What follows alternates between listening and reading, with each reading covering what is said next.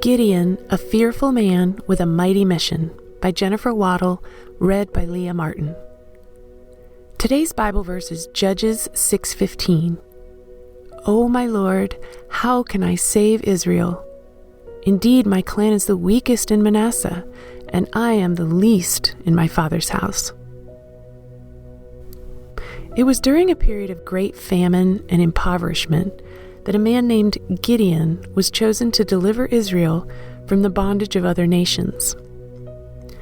The Midianites, Amalekites, and others from the east had forced Israel into the mountains to make their dwellings in dens and caves. Any livestock or produce that Israel gained was quickly destroyed. Therefore, when Gideon was found secretly threshing wheat in a winepress, it was probably because he had no other choice. Judges 6:12 says, "And the angel of the Lord appeared to him and said to him, 'The Lord is with you, you mighty man of valor.'" The title given to Gideon, Mighty Man of Valor, didn't seem to line up with Gideon's perception. There he was, hiding in a winepress, trying to survive, and God was addressing him as a mighty man of valor with an exclamation. Gideon, along with the rest of Israel, was oppressed, fearful, and nearly defeated. So to be called a mighty man of valor just didn't resonate. Judges 6:13 continues with, "O my Lord, if the Lord is with us, why then has all this happened to us? And where are all his miracles which our fathers told us about, saying, 'Did not the Lord bring us up from Egypt?'" On and on in Judges chapter 6, Gideon questioned, doubted, and inquired of God in fear.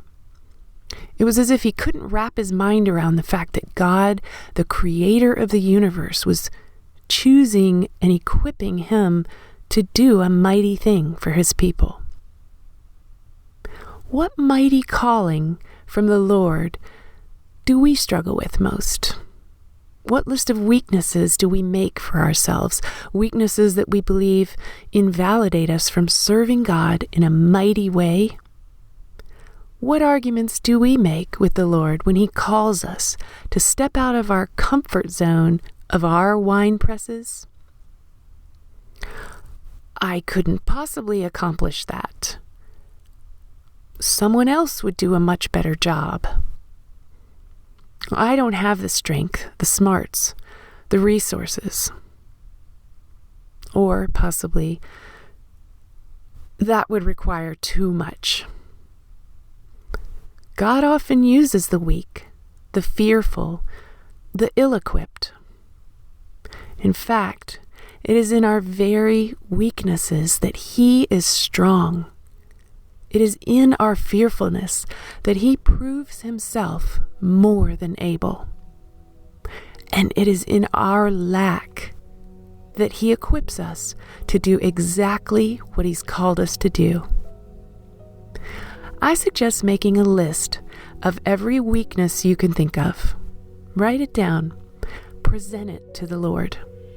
Then wait in wonderful expectation for Him to take those weaknesses and say, "Rise up, mighty one of valor.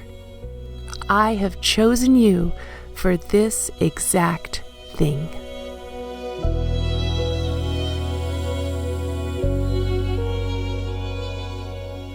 Hey everyone, thanks for listening to Your Daily Bible Verse, a production of the Salem Web Network. If you enjoyed what you heard today, we'd love for you to head over to iTunes and rate and review our podcast. It really does help people find us. This episode was produced by our managing editor, Kelly Givens, and recorded and edited by Stephen Sanders. Be sure to come back tomorrow as we examine more of God's Word.